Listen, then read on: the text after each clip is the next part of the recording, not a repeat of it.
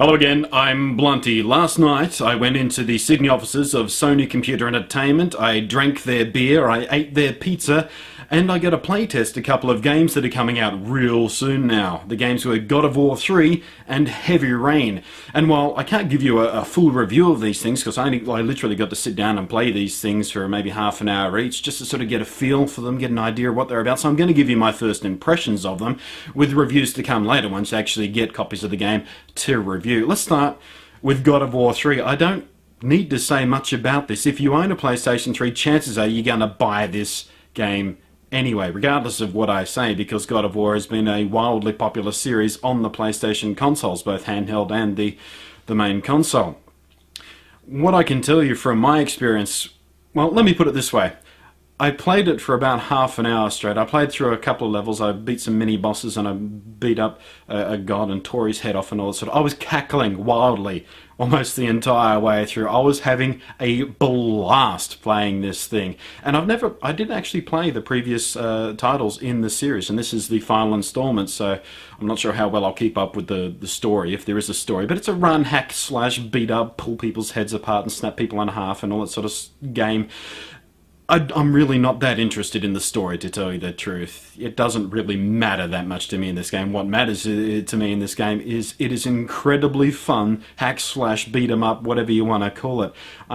Like I said, I was laughing all the way through. I, picked up guys and used them as battering rams to go through tons of other guys. I beat up a massive centaur. I hijacked a cyclops. I jumped on his back, grabbed his eyebrow, and led him around to beat up hordes of other people. And then when I was done using him, I pulled out his eyeball, threw it away, and he fell down. It was just an absolute cack. I mean, this is really violent stuff. There was blood gushing everywhere and all that sort of stuff. It's just that sort of visceral sort of experience, and it's a lot of fun to play. Tons of fun just throwing bits of body everywhere, and I'm really looking forward to getting my hands on the full game and giving this a full go through and giving it a review. Really fun. Now, Heavy Rain. Now this is the interesting one. This is a game that isn't really a game, but it is a game. It's a movie, but it isn't a movie.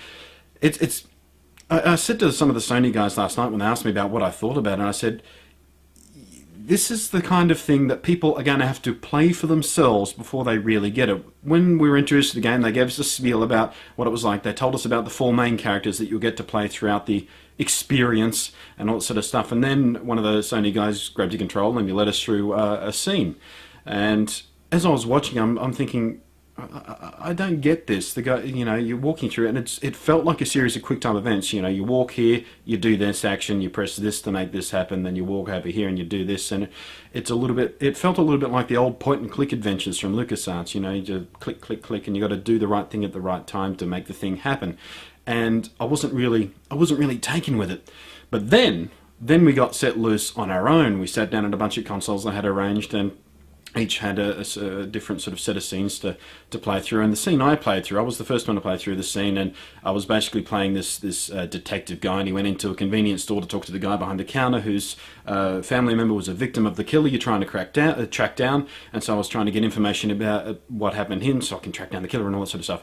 And when I played through it, I talked to the guy and he wouldn't give me anything, and I went to the back of the store to get an asthma inhaler or something, and then an armed robber came in and started holding up the store, and I snuck around and, jumped out in front of the killer. And the way I played through it, I was able to talk the armed robber down, and he sort of left the store. And I watched like 3 other people play through this exact same scene in 3 completely different ways. One of them got themselves shot. One of them got the guy behind the counter shot and killed. And that's the kind of point of this game. It's an experience. It's like a movie where you are the director. Every single thing you do in this game, you have lots of different options, and the story can branch out in a whole bunch of different ways. And apparently one of the 4 main characters can die along the way, and that completely changes the way the story unfolds. The basics of the story is you're trying to hunt down a serial killer, basically, and you play 4 different characters on the 4 different stories that apparently intertwine and branch. And it's a really fascinating experience. And I'll be really interested to see how people react to this, because I've got a kind of a feeling that people are going to love this or hate it, and the people who hate it probably aren't going to quite get it or think it's the pacing's too slow because it's not an action game. I mean, you walk through this and it's emotional, it's visceral, and you're faced with choices all the time, you know. And it's not that sort of morality thing where in some games you have, you know, an option to be good or bad. In this one, it's not good or bad options. You know, some options feel more morally right than others, but sometimes it's not the right thing to do, and it's a really it'll suck you in. I mean, I only played this thing very briefly. I can imagine sitting at this thing for hours on end, just getting absorbed into the story as it unfolds, and you are in control of the way it unfolds. And there's, like I said before, there's so many different ways this thing can branch out. You know, in some parts of the story, you have to end up at a certain point, but how you get there is completely different. That can affect the rest of the story, and it was a fascinating experience. And like I said at the beginning of this, it's something you are going to have to play for yourself before you really get it.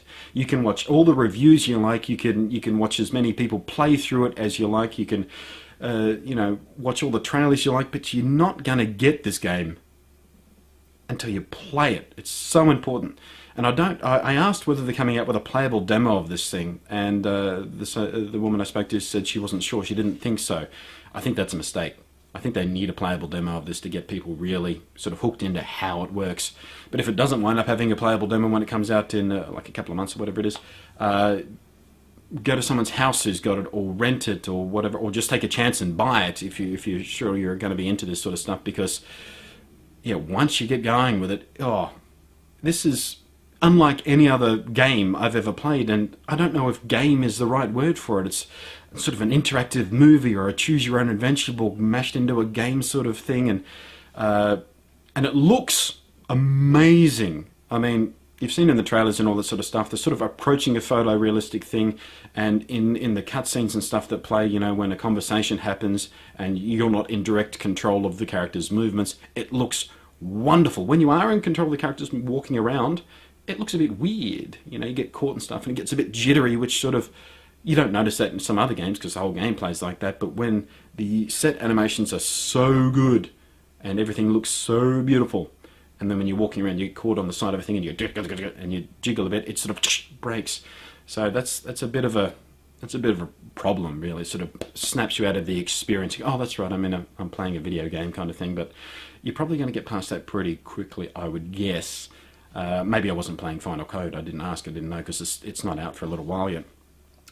But yeah, Heavy Rain is a must-see experience on the PlayStation 3, and this is something that it really shows off the hardware power of the PlayStation. It looks so beautiful. Same thing goes for God of War 3. Actually, that's, you know, it's nowhere near as approaching photorealistic kind of thing, but you know, throwing around these flaming swords and the light from the flames on the sword sort of reflects off things, and if you're not paying attention to how you're fighting, you can get sort of taken away with how beautiful everything looks. But like I said, I'm going to give these things a full proper review when I get the copies of the games to review. But for now, this is sort of a first impressions thing, and they both look really, really impressive. And these are both, of course, exclusive titles to the PlayStation 3.